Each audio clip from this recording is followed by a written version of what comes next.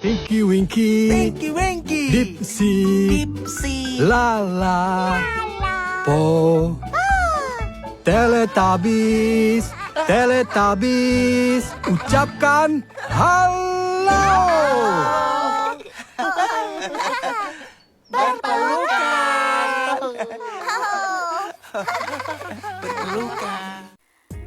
Apa aja sih komponen utama literasi digital? Yuk kita bahas!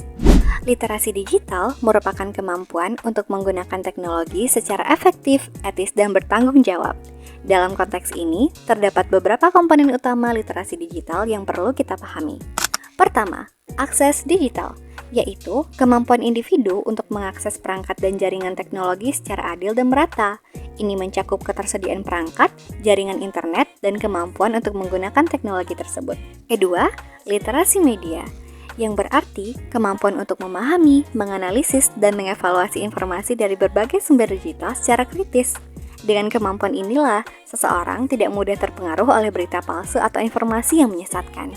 Ketiga, keamanan digital, yaitu pengetahuan dan kemampuan untuk melindungi data pribadi dan perangkat dari ancaman seperti peretasan, virus, atau pencurian identitas. Keempat, komunikasi digital, yaitu kemampuan untuk berinteraksi dan berkomunikasi secara efektif dan sopan melalui berbagai media digital seperti email, media sosial, dan aplikasi pesan.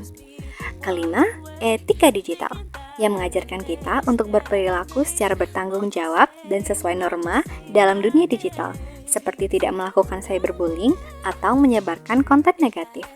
Keenam, hukum digital, yaitu pemahaman terhadap hak cipta, perlindungan data, dan peraturan hukum yang berlaku di dunia digital.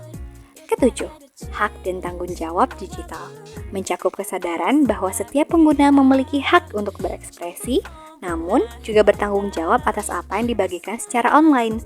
Kedelapan, identitas digital, yaitu kesadaran tentang bagaimana kita membentuk citra diri di dunia maya dan bagaimana reputasi digital dapat berdampak pada kehidupan nyata.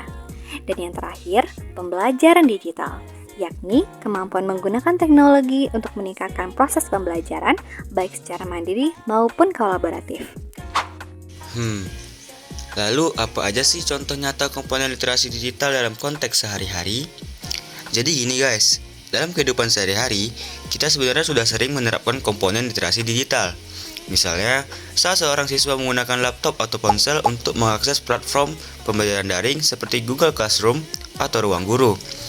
Itu mencerminkan akses digital. Ketika kita membaca sebuah berita di media sosial, lalu memverifikasinya melalui situs resmi atau media terpercaya, itu adalah contoh penerapan literasi media.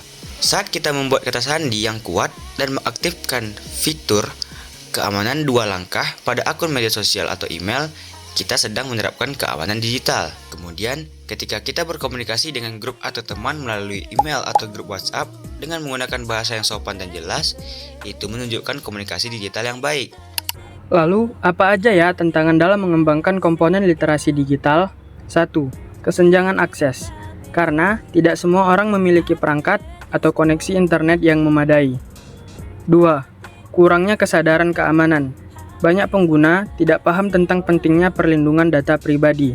3. Informasi palsu atau hoax, di mana orang sulit membedakan informasi benar dan salah di dunia maya. 4. Penggunaan teknologi untuk hal negatif. Contohnya itu seperti plagiarisme, kecanduan media sosial, atau cyberbullying. Teman-teman penasaran gak sih apa aja rancangan aktivitas atau proyek yang mengintegrasikan komponen literasi digital? Yuk kita bahas. Untuk meningkatkan pemahaman dan penerapan literasi digital, kita bisa merancang aktivitas atau proyek pembelajaran yang relevan dan menarik. Salah satu contoh proyek adalah kampanye literasi digital di sekolah. Proyek ini melibatkan siswa untuk mengenal dan menyebarkan pentingnya literasi digital kepada sesama teman sekelas. Langkah-langkahnya bisa dimulai dengan membagi siswa ke dalam kelompok kecil, di mana masing-masing kelompok itu nantinya memilih satu komponen literasi digital untuk dipelajari dan diteliti lebih dalam. Setelah itu, siswa diminta membuat konten kreatif seperti poster digital, video pendek, atau infografik yang berisi pesan edukatif.